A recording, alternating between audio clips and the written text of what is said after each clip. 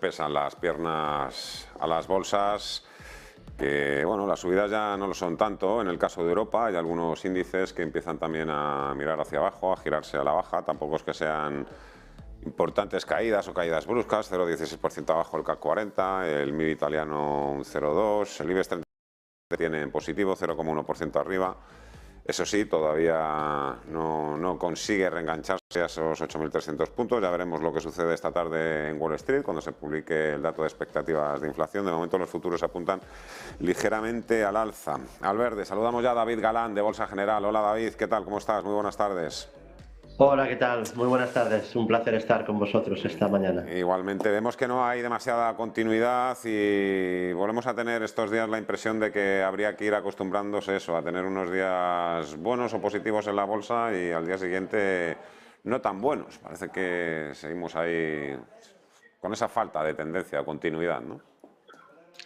Bueno, estamos en un año complejo, ¿no? Y llevamos repitiendo, ya está terminando el año y el mensaje es casi el mismo que empezábamos a decir en enero, ¿no? Es un escenario mucho más complejo porque no tenemos esa inyección de liquidez constante por parte de la FED. Hemos vivido unos años en ese sentido tranquilos, ideales para invertir en bolsa cuando la liquidez fluye a los mercados, especialmente en activos growth, los de larga duración, que son los que más disfrutan ese tipo de escenarios y que más sufren un escenario ya más contractivo, donde la liquidez ya no fluye, se retira y donde los activos de larga duración sufren más, ¿no?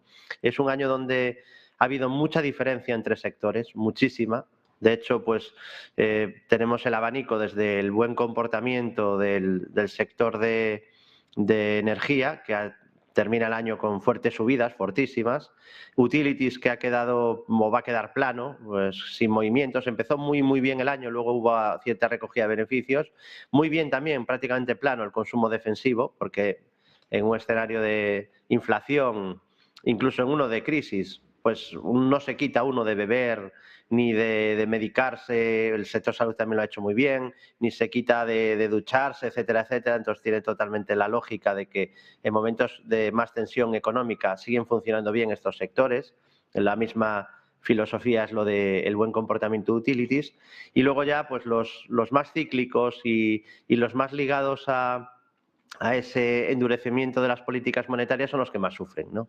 Servicios de comunicación, donde ha habido caídas brutales, y luego también es un año donde han sufrido algunos de los grandes éxitos de 2020, ¿no? Lo que mejor ha funcionado en 2020 y parte de 2021, principios de 2021, es lo que peor ha funcionado en 2022, ¿no? El mercado tiene mucha ciclicidad y esto se deja ver, este componente sectorial tan diferente que hemos visto este año, se deja ver incluso también en los índices, porque la construcción de índices varía mucho. Hay bolsas que tienen mucho más peso de algunos sectores. El ejemplo más claro quizá sea el FTSE de Reino Unido, que está en positivo en el año, en positivo, en parte gracias a lo que llevo repitiendo todo el año, ¿no? Ese componente sectorial de mucho sector minero, energético dentro del índice, eso le ha ayudado mucho.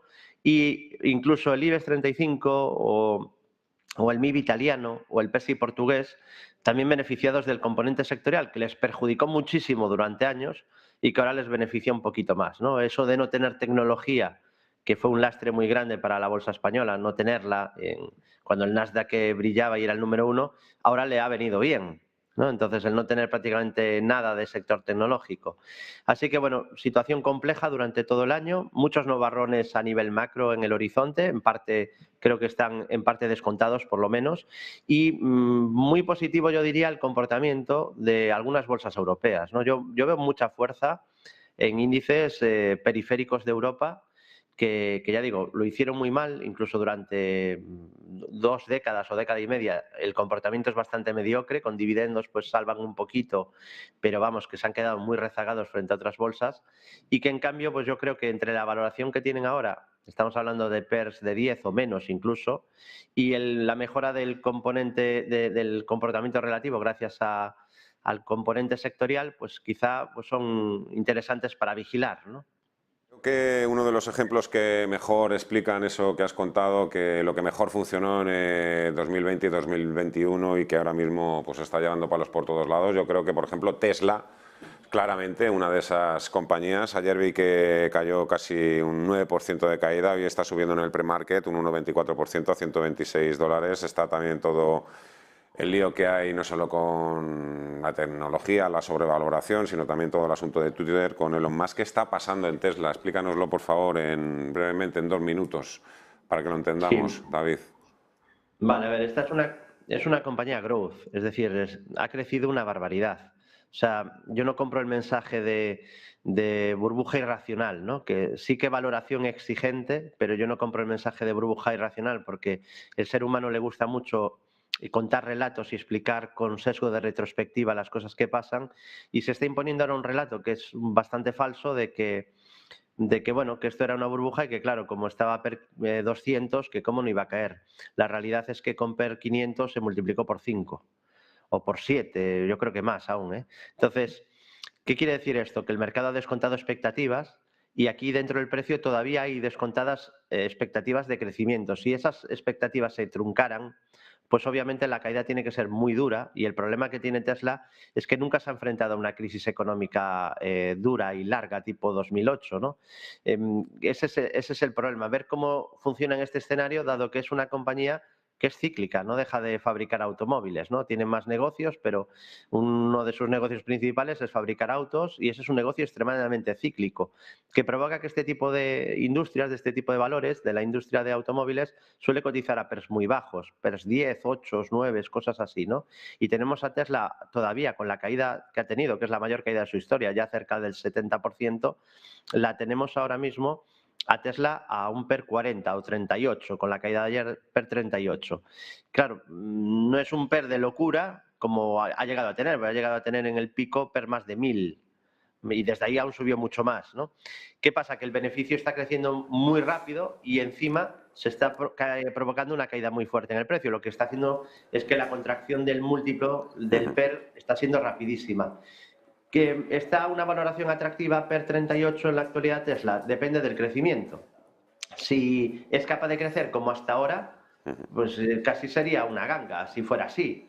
Pero el tema es si va a ser capaz de crecer así en un escenario contractivo económico en el que la industria de automóviles pues suele sufrir. Y aunque ha comido mucho terreno y ha ganado mucha cuota de mercado Tesla y está creciendo muchísimo, porque los números a nivel fundamental son de un crecimiento continuo de ingresos brutal, pues está ahora la duda de ver si es capaz de mantener esto, junto luego a todo el ruido que hay, que es verdad que a corto plazo también influye tendremos que ir viendo si por fin se van resolviendo todas esas incógnitas. Evidentemente es una de las acciones más seguidas en el mercado.